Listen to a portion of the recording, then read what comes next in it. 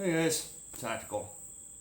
So, today I wanted to talk about the Darkhorse Lodge, which is a charity. It's a retreat center for combat vets.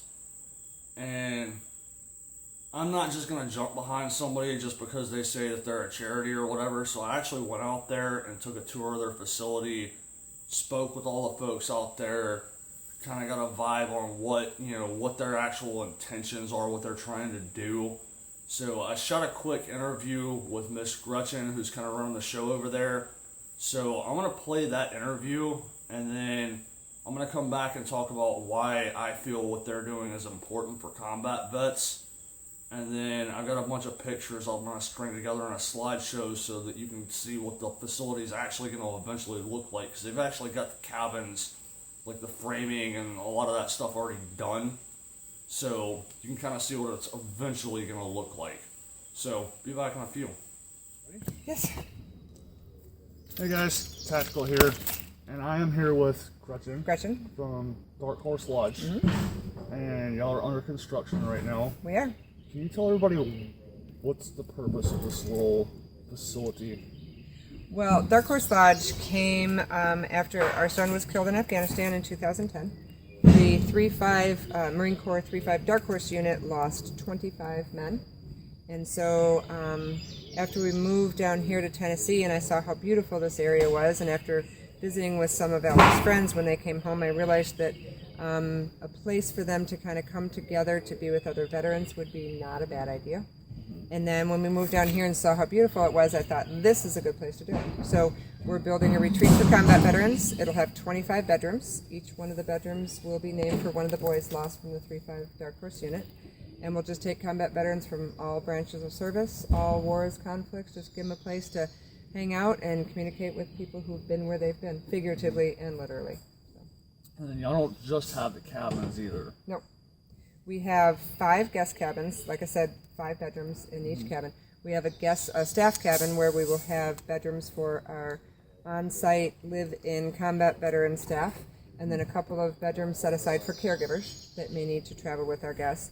We also have a lower level walkout shower house with an upper level dining hall. So we're pretty much all self-contained. Nice. Yep. And then what is going to kind of be the purpose of, like, when they come here, what are they going to be doing? Well, when they come here, first of all, it'll be we haven't decided yet if it's going to be a 5 or a 6 day stay, but it'll be free of charge. And then what we'll do, our primary activity will be to take them fishing on Kentucky Lake. Just give them a place to be out in nature and enjoy each other's company in a real peaceful setting. We have hiking trails back in the woods. We have 23 acres here. So we'll have hiking trails that will also be wheelchair accessible for those who are who are adventurous and want to go back that way. In the area, we have rifle ranges, we have horseback riding, so we have different area activities. But our primary function will be fishing, and then once we get that up and running, then we'll also have a woodworking program as well. So they can kind of just help build things that we can then sell to help us be a little bit more self-sustaining. Because I know a lot of people want to help the next guy. Yes, you know what I mean? Absolutely. So, yeah. All right. Well, thank you much, and I'm Thank going you. to walk around for a little bit and hopefully Please get do. some pictures. Please do. And really look forward to seeing the progress. Thank you. Me too. We're excited. All right. Thank you. Appreciate it. All right, guys. Bye. Okay, so as I was out there and was actually walking around the facility that they're building, and they were describing to me the environment they're trying to create. It's not an environment where vets are going to show up and, like, see a counselor or a psychiatrist or swallow some pills or anything like that. It's not what they're trying to do at all. If you don't know this, and I'm not even going to try to explain it in this video, combat vets generally will not talk about combat to somebody who has not been in combat. I'm not going to go into that at all, but it's a thing. But speaking from experience, I got out of combat, came back, got out of the Marine Corps, and was not around anybody that had ever been in combat. So when you hear about vets that feel like they're alone or they don't have anybody to talk to, that's why.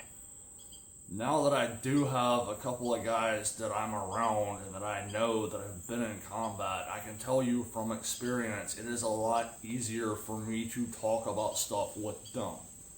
And that's the exact environment that they're trying to create at the Darkhorse Lodge, which is why I back them 100%.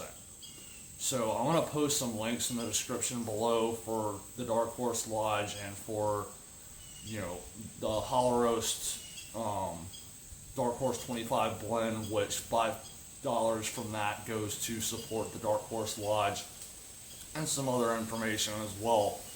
So please check out that links. I back these guys 100%. Please check them out.